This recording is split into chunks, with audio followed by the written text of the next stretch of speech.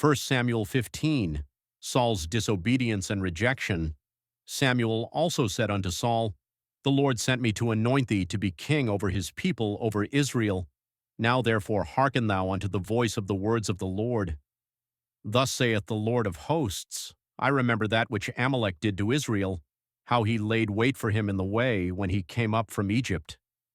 Now go and smite Amalek, and utterly destroy all that they have, and spare them not, but slay both man and woman, infant and suckling, ox and sheep, camel and ass.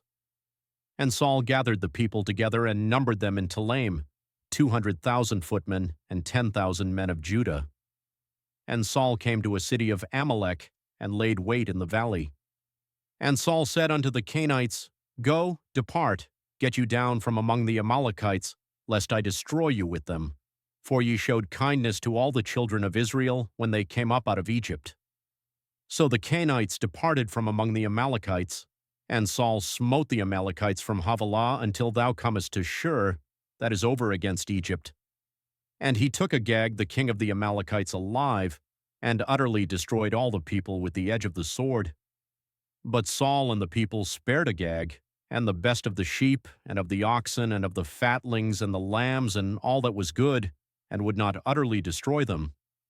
But everything that was vile and refuse, that they destroyed utterly. Then came the word of the Lord unto Samuel, saying, It repenteth me that I have set up Saul to be king, for he is turned back from following me, and hath not performed my commandments. And it grieved Samuel, and he cried unto the Lord all night. And when Samuel rose early to meet Saul in the morning, it was told Samuel, saying, Saul came to Carmel, and behold, he set him up a place, and is gone about, and passed on, and gone down to Gilgal. And Samuel came to Saul, and Saul said unto him, Blessed be thou of the Lord, I have performed the commandment of the Lord.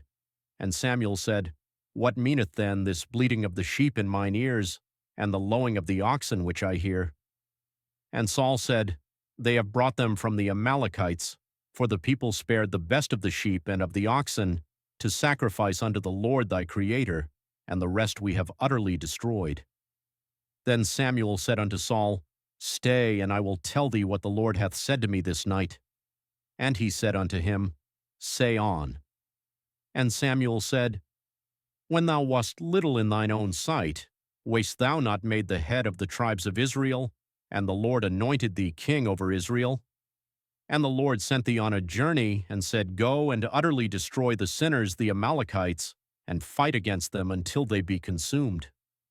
Wherefore then didst thou not obey the voice of the Lord, but didst fly upon the spoil, and didst evil in the sight of the Lord? And Saul said unto Samuel, Yea, I have obeyed the voice of the Lord, and have gone the way which the Lord sent me, and have brought Agag the king of Amalek, and have utterly destroyed the Amalekites. But the people took of the spoil, sheep and oxen, the chief of the things which should have been utterly destroyed, to sacrifice unto the Lord thy Creator in Gilgal. And Samuel said, Hath the Lord as great delight in burnt offerings and sacrifices, as in obeying the voice of the Lord? Behold, to obey is better than sacrifice, and to hearken than the fat of rams. For rebellion is as the sin of witchcraft, and stubbornness is as iniquity and idolatry. Because thou hast rejected the word of the Lord, he hath also rejected thee from being king. And Saul said unto Samuel, I have sinned, for I have transgressed the commandment of the Lord and thy words, because I feared the people, and obeyed their voice. Now therefore, I pray thee, pardon my sin, and turn again with me, that I may worship the Lord.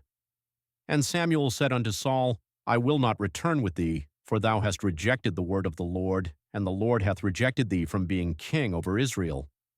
And as Samuel turned about to go away, he laid hold upon the skirt of his mantle, and it rent.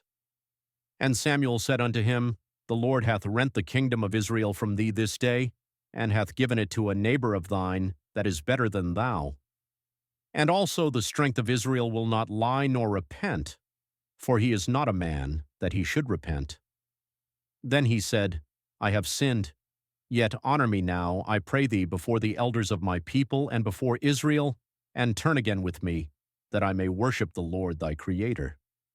So Samuel turned again after Saul, and Saul worshipped the Lord, Samuel kills Agag.